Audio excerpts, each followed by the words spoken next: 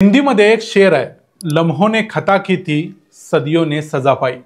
याचा अर्थ असा होतो की एका विशिष्ट वेळेला घेतलेले चुकीचे निर्णय कायमचं आपलं भविष्य बदलून टाकतात आणि ते अतिशय वाईटरित्या बदलून टाकतात। अशीच परिस्थिती सांगता येईल पाकिस्तानमधल्या एका संस्थानाची झाली आहे। 1947 साली भारत स्वतंत्र होताना अमरकोट नावाचं एक संस्थान होतं पाकिस्तानमधल्या सिंधमध्ये। इथं 16 राजपूत वंशाच्या राजांची सत्ता होती। या राज्यात 90% लोक हिंदू होते। जिनांचा आग्रह होता की या राजानं पाकिस्तानात राहावं। वल्लभभाई पटेल म्हणत होते की तुम्ही हिंदू आहात, तुम्ही भारतात या। या राजघराण्यानं निर्णय अखेर घेतला पाकिस्तानात राहायचा आणि वर भारतीय राजांच्या मनात देखील विष कालवायचं काम केलं। ही आणि इतर बरीच राजकारण झाली, त्यावरही बोलूया। पण आज या सिंधमध्ये असणाऱ्या अमरकोटचं नाव आता उमरकोट झाले। फक्त 52% हिंदू या राज्यात आता उरलेत। त्यांची अवस्था दयनीय आहे आणि तिथल्या लोकांचे काय हाल चाललेत आणि त्यांची परिस्थिती काय आहे, हा व्हिडिओ खरंच खूप इंटरेस्टिंग होणार आहे। या व्हिडिओमध्ये तुम्हाला अनेक गोष्टी समजणार आहेत ज्या तुम्हाला माहिती नसतील।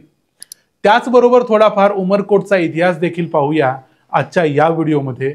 मी आहे रणजित यादव आणि तुम्ही पाहताय द मराठी बाणा। राजस्थानचा जो मारवाड प्रांत आहे त्याला जर तुम्ही पॅरलल बाउंड्री क्रॉस करून पाकिस्तानमध्ये गेलात तर साधारण 60-70 किलोमीटर अंतरावर उमरकोट नावाचं एक ठाण आहे। इथं एक प्रचंड मोठा भुईकोट किल्ला आहे ज्याचं नाव होतं अमरकोट। पण पाकिस्ताननं या गावाचं नावच आता बदलून उमरकोट केलंय। त्यामुळे आपण व्हिडिओमध्ये उमरकोट असंच म्हणूया, कारण त्यामुळे कन्फ्युजन होणार नाही। 14व्या शतकात राजा राजदेव नावाच्या एका परमार राजपूत घराण्यातल्या एका सरदारानं सिंध प्रांतातल्या अमरकोटमध्ये जाऊन स्वतःचं राज्य निर्माण केलं। राजदेव हा त्या घराण्याचा मूळ पुरुष। त्यानंतर त्याचा पुत्र असलेल्या सोढाजी नावाच्या राजानं थारपारकर भागात मोठ्या प्रमाणावर आपलं राज्य विस्तार केला, म्हणून या सोढा राजाच्या नावानं या घराण्याला ओळखलं जातं, सोढा घराणं म्हणून। मुघल बादशाह अकबराचा जन्म याच उमरकोटमध्ये झालाय। याचं कारण म्हणजे शेरशाह सुरीनं अकबराच्या बापाचा म्हणजे हुमायूनचा पराभव केल्यानंतर हुमायून जेव्हा देश सोडून पळून जात होता तेव्हा इथल्या सोढा राजांनी हुमायूनला शरण दिली आणि इथंच अकबराचा जन्म झाला। सध्या या घराण्याचे 26वे वंशज राणा हमीर सिंग सोढा या राज्याचे राजे आहेत।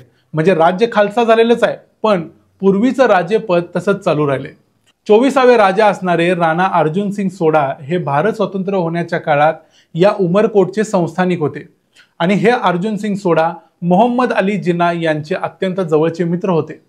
तुम्हाला सर्वांना माहितीच आहे की ब्रिटिशांनी सगळ्या संस्थानिकांना 3 पर्याय दिले होते। एक, तुम्ही भारतात राहू शकता, दुसरं तुम्ही पाकिस्तानात जाऊ शकता, किंवा तिसरं तुम्ही स्वतंत्र राहू शकता।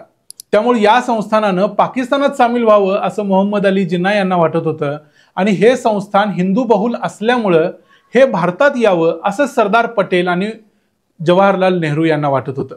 पण हे संस्थान भारत आणि पाकिस्तान यांच्या आजच्या सीमेपासून आत असल्यामुळे आणि संस्थानच्या चारी बाजूंनी भविष्यात निर्माण होणारा पाकिस्तान असल्यामुळं संस्थानच्या समोर जरासा पेच निर्माण झाला असणार, ही गोष्ट मान्य करायला हवी। पण असा पेच अर्जुन सिंग सोढा यांच्या समोर नव्हताच। ते स्वतः मोहम्मद अली जिना यांच्या मुस्लिम लीगच्या पक्षात होते। त्यांनी मुस्लिम लीगच्या तिकिटावर 1946च्या प्रांतिक निवडणुका लढवल्या।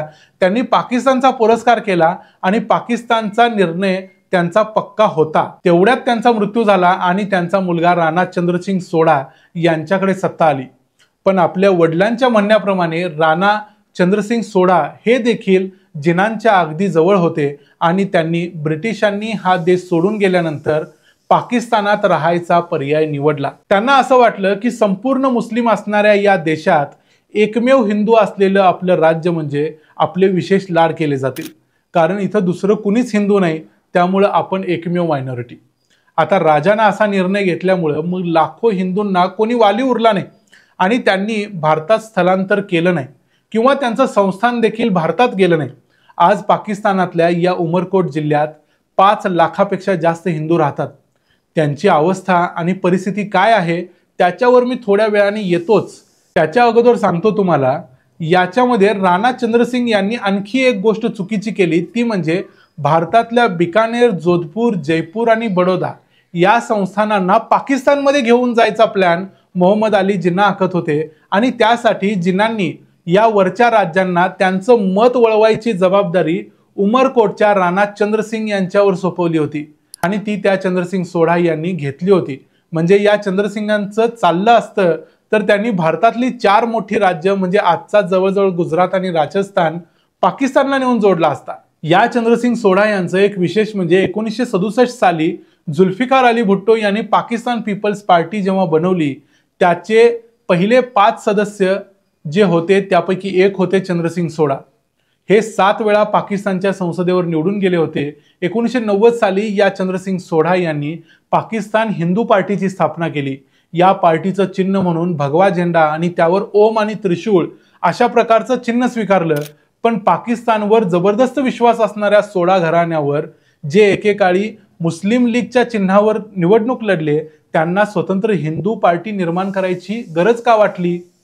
कारण या भागातल्या हिंदू लोकसंख्येचं रक्षण ते करू शकले नाहीत। ते स्वतः मात्र आईश आरामात आपलं आयुष्य जगत राहिले, पण त्यांच्या सोबत असणाऱ्या 50,000 सोढा राजपूत समाजाची योग्य व्यवस्था देखील ते करू शकले नाहीत। हा सोढा राजपूत समाज वगळता इतर हिंदू समाज आणि इतर दलित हिंदू समाज खूप मोठ्या प्रमाणावर या राज्यात आहे, त्यांची व्यवस्था देखील ते करू शकले नाहीत। त्यांच्याकडे अनेक वर्ष सत्ता होती पण पाकिस्ताननं त्यांना सांभाळून घेतलं नाही, उलट यांच्या अमरकोटचं नाव त्यांनी उमरकोट करून टाकलं। त्यामुळेच एकेकाळी 90% असणारी हिंदूंची उमरकोटमधली लोकसंख्या आता 52% येऊन पोहोचलेली आहे। टक्का घसरतो आहे, त्याचबरोबर इथं मुलींचं अपहरण होण्याचं प्रमाण देखील वाढले। अनेक मुलींना उचलून नेऊन त्यांचं धर्मांतरण केलं जातं किंवा जबरदस्तीनं त्यांची लग्न लावली जातात। अशा गोष्टी देखील रिपोर्ट केल्या गेल्या आहेत, पण त्या पाकिस्तानात दाबल्या जातात। मागच्या काही दिवसापूर्वी बीबीसीनं एक असा रिपोर्ट दिला होता की पाकिस्तानमधल्या या हिंदूंच्या परिस्थितीला आता कोणी वाली नसल्यामुळं अनेक हिंदू जाती मोठ्या प्रमाणावर ख्रिश्चन धर्मात धर्मांतरण करत आहेत। उमरकोट जिल्ह्यातली 3 हिंदू गावं पूर्णपणे ख्रिश्चन झालेली आहेत। ख्रिश्चन झाल्यामुळे त्यांना जीवनावश्यक वस्तू चर्चकडून पुरवल्या जातात। त्यांच्या मुलांना ख्रिश्चनांच्या या कॉन्व्हेंट स्कूलमध्ये जायची संधी मिळते, त्यामुळे ते त्या गोष्टीकडे त्या पद्धतीने बघत आहेत। एकीकडे ही परिस्थिती असताना दुसरीकडे सोढा राजपूत घराण्यातल्या हजारो लोकांची परिस्थिती कशी आहे तर पाकिस्तानमध्ये त्यांची संख्या 50,000च्या वर आहे आणि सोढा राजपूत लोक आपल्याच जातीत किंवा आपल्याच गोत्रात लग्न करू शकत नाहीत। त्यांची लग्न भारतातल्या इतर राजपूत घराण्यांच्या बरोबरच करावी लागतात। त्यामुळे पाकिस्तानातल्या या सोढा राजपूत मुलींना लग्नासाठी भारतात यावंच लागतं, कारण पाकिस्तानात त्यांना दुसऱ्या कुठल्याही जातीत लग्न करायचं म्हटलं तरी तिथं त्यांना हवे तसे उच्चवर्णीय हिंदू सोढा राजपूत सोडून दुसरे कोणीच नाही। त्यामुळे उमरकोटच्या या राजघराण्यातल्या मागच्या 4 पिढ्यातल्या सगळ्या मुली भारतात राजस्थानात दिलेल्या आहेत। आता भारत सरकार त्यांना 30 दिवसापेक्षा जास्त काळचा व्हिसा देत नाही, त्यामुळे हा समाज टेन्शनमध्ये आहे। त्यात पहलगाम नंतर या समाजामध्ये मोठाच गोंधळ उडालाय। अनेक स्त्रियांना लग्न झाल्यानंतर ज्या इथं राहतात त्यांना परत जावं लागतंय, पण ही झाली उच्चवर्णीय सोढा राजपूत लोकांची गोष्ट। सामान्य गरीब अशिक्षित आणि उपासमारीने गांजलेल्या लाखो हिंदूंची कथा काय? हे संस्थान भारतापासून इतकंही लांब नव्हतं की भारताला ते जोडताच आलं नसतं, पण तसा प्रयत्न इथल्या राजाकडून केलाच गेला नाही। उलट भारतातली 4 राज्य पाकिस्तानात नेऊन जोडायचा प्रयत्न इथल्या राजांनी केला। तो जर यशस्वी झाला असता तर लाखो करोडो हिंदूंचं जगणं असह्य झालं असतं। सरदार वल्लभभाई पटेल यांनी साम दाम दंड भेद वापरून या सगळ्या राज्यांना भारतात ठेवलं, त्याबद्दल त्यांचे आभार मानावे तेवढे कमीच आहेत। अर्थात बडोदा संस्थान त्याच्यात नव्हतं, ते अगोदरच येणार होतं, पण जोधपूर वगैरे काही घराण्यांची खूप नाटकं होती। त्यामुळे सध्या कसं का असेना उमरकोट हा अजूनही 2% का होईना एक हिंदू बहुल जिल्हा पाकिस्तानात आहे। हा अजून किती दिवस असा हिंदू बहुल राहील याच्याबद्दल शंका आहे, कारण ज्या पद्धतीने सध्या पाकिस्तान या भागावरती अतिक्रमण करत आहे ते पाहता, हिंदूंच्या जीवनाच्या व्यथा पाहता आणि इथल्या हिंदूंचं ख्रिश्चन धर्मात होणारं धर्मांतरण पाहता ही परिस्थिती फार दिवस टिकेल असं वाटत नाही। पाकिस्तानात आज मितीला 50 लाखांच्या वर हिंदू आहेत, म्हणजे संपूर्ण पाकिस्तानात। माणुसकीच्या नात्याने म्हणाल तर भारताशिवाय या लोकांना कुठला दुसरा वाली नाही। पाकिस्तानात राहण्याचा निर्णय उमरकोटच्या राजाचा होता, या लोकांचा नव्हता, पण या लोकांना त्याची शिक्षा मिळते आहे। करोडो बांगलादेशी लोक भारतात घुसून या देशावरती रोज हल्ला करतात, इथल्या लोकांची भाकरी खातात। भारत सरकारनं या पाकिस्तानी हिंदूंना भारतात शरण द्यायला काय हरकत आहे असा मला प्रश्न पडतो। अर्थात हे सोल्युशन आहे असं मी म्हणत नाही, पण या दृष्टीने सरकारने विचार केला पाहिजे असं मला वाटतं।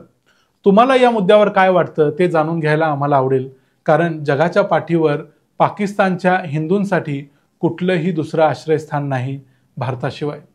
आणि मी मगाशी म्हटल्याप्रमाणे पाकिस्तान त्यांनी निवडला नव्हता, तो त्यांच्या कपाळी मारला गेला। हा व्हिडिओ जर तुम्हाला आवडला असेल, या व्हिडिओतली माहिती तुम्हाला नवीन वाटली असेल, तर हा व्हिडिओ जास्तीत जास्त लोकांच्या बरोबर शेअर करा, जास्तीत जास्त लोकांच्यापर्यंत ही माहिती पोचवा। या व्हिडिओवर कमेंट करून तुम्हाला काय वाटतं, पाकिस्तानच्या या हिंदूंच्या बद्दल भारताने काय निर्णय घ्यावा ते आम्हाला कमेंटमध्ये जरूर सांगा। व्हिडिओ आवडला असेल तर व्हिडिओला लाईक करा, चॅनलला सबस्क्राईब करा। पुन्हा भेटू पुढच्या व्हिडिओमध्ये, तोपर्यंत पाहत राहा द मराठी बाणा।